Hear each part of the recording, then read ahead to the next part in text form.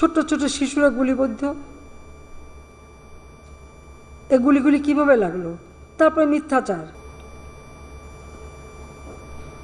বাংলাদেশে আসার পর থেকে আর ৭৫-এর পর থেকে তো আমরা শুধু লাশের মিছিলই পাচ্ছি, দেখছি। এবারেও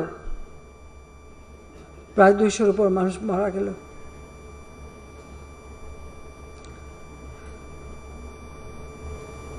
স্থাপনাগুলি ভেঙেছিল, ঠিক আছে, মানুষের হয়তো সাময়িক কষ্ট হচ্ছে। আগে যেখানে এত আরামে চলতে পারতো হয়তো সেটা করতে পারছে না। সেগুলি তো এক সময় আবার সময় লাগবে, কিন্তু এক সময় সেগুলি ঘুরে তোলা যাবে। কিন্তু যে জীবনগুলি ঝরে গেল, ছোট্ট ছোট শিশুরা গুলিবিদ্ধ, এই গুলিগুলি কিভাবে লাগলো? তারপরে মিথ্যাচার। দোতলা বাড়ির মধ্যে জানলার কাছে ছেলেটা, তার গুলি লেগেছে, বলে হেলিকপ্টার থেকে গুলি লেগেছে। আপনারা বলেন হেলিকপ্টারের গুলি ঘরের মধ্যে ঢুকবে কিভাবে? আর সেই গুলি ঢুকে কিন্তু তা দেওয়ালে যে ফুটো করে দিয়েছে। সেখানে তদন্তের জন্য লোক গেছে, তারা দেখে তাহলে সেখানে হেলিকপ্টার দিয়ে গুলি করলো কীভাবে? যখন পুলিশ আটকা পড়লো, যখন বিটিভিতে এখানে আগুন দিচ্ছে একটার পর একটা, আমরা হেলিকপ্টার থেকে সেখানে পানি দিয়ে আগুন নেভাবার চেষ্টা করছি, কারণ ফায়ার ব্রিগেড যেতে পারে না।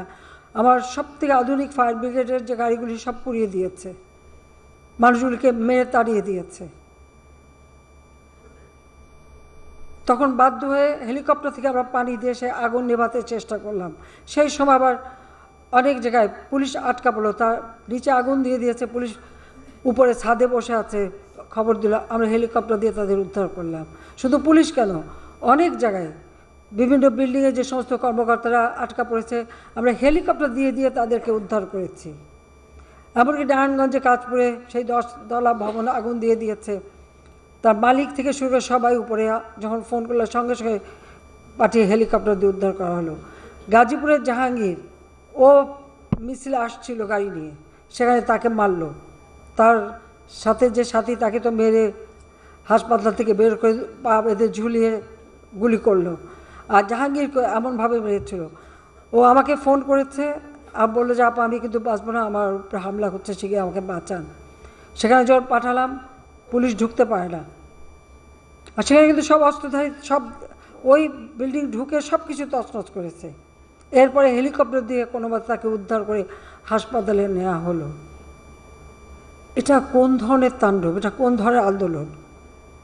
আর এই আন্দোলনকে আবার আমাদের অনেক জ্ঞানীগুণী বুদ্ধিজীবীরা সমর্থন দিয়ে যাচ্ছে। কিসের সমর্থনটা দিচ্ছে? দাবি যেটা ছিল সেটা তো পূরণ হয়ে গেছে।